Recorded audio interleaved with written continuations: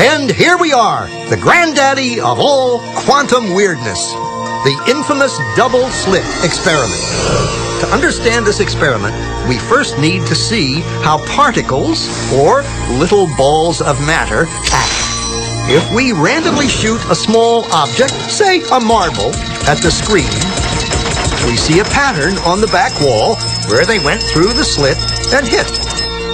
Now, if we add a second slit, we would expect to see a second band duplicated to the right. Now, let's look at waves.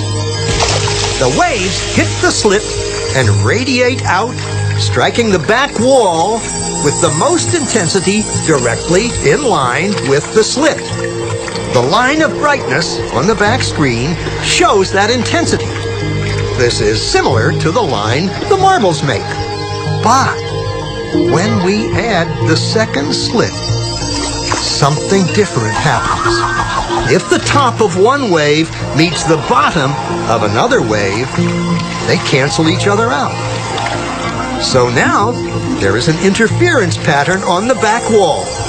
Places where the two tops meet are the highest intensity, the bright lines, and where they cancel, there is nothing. So, when we throw things, that is, matter, through two slits, we get this, two bands of hits.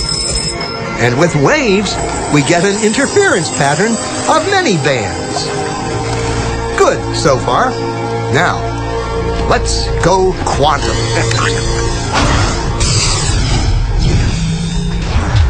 An electron is a tiny, tiny bit of matter, like a tiny marble. Let's fire a stream through one slit. It behaves just like the marble, a single band.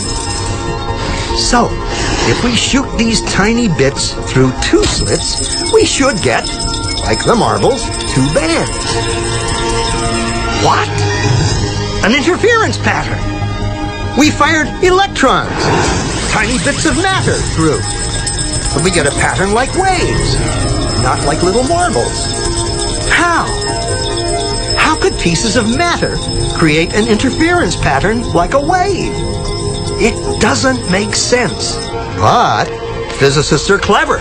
They thought, maybe those little balls are bouncing off each other and creating that pattern.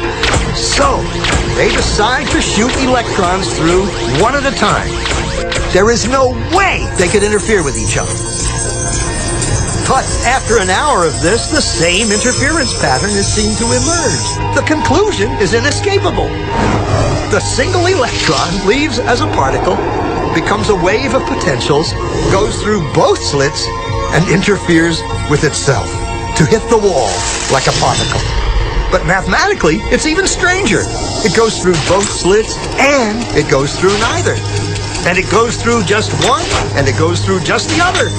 All of these possibilities are in superposition with each other. But physicists were completely baffled by this. So they decided to peek and see which slit it actually goes through. They put a measuring device by one slit to see which one it went through and let it fly. But the quantum world is far more mysterious than they could have imagined.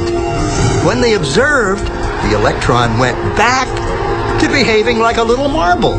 It produced a pattern of two bands, not an interference pattern of many.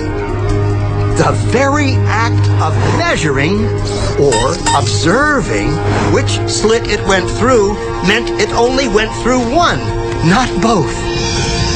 The electron decided to act differently, as though it was aware it was being watched. And it was here that physicists stepped forever into the strange netherworld of quantum events. What is matter? Marbles or waves? And waves of what? And what does an observer have to do with any of this? The observer collapsed the wave function simply by observing.